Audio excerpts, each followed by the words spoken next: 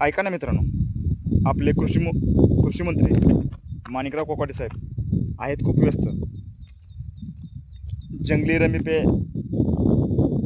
आवणं महाराज हे खेळण्यात आहेत खूप व्यस्त. शेतकऱ्यांच्या प्रश्नाशी त्यांना काही घेणे देणं नाही आणि त्याच पैशातून ते शेतकऱ्यांची कर्जमाफी करणार आहेत. सतत हे मंत्री महोदय 6 वेळा शेतकऱ्यावर बोललेले आहेत, शेतकऱ्यांना भिकारी पण बोललेले आहेत.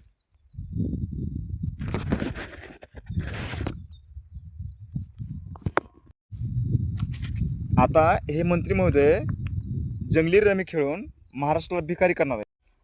अहो मंत्री महोदय, पावसाअभावी ये आलेली तेवढी तोंडघासाची पिके करपून जात आहेत.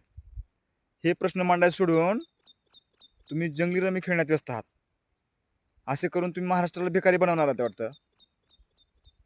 ह्याच विधिमंडळात जंगली रमीवर बंदी आणावी म्हणून ठराव चालू आहे आणि त्याच विधानमंडळात राज्याचे कृषी मंत्री रमी खेळण्यात व्यस्त आहेत.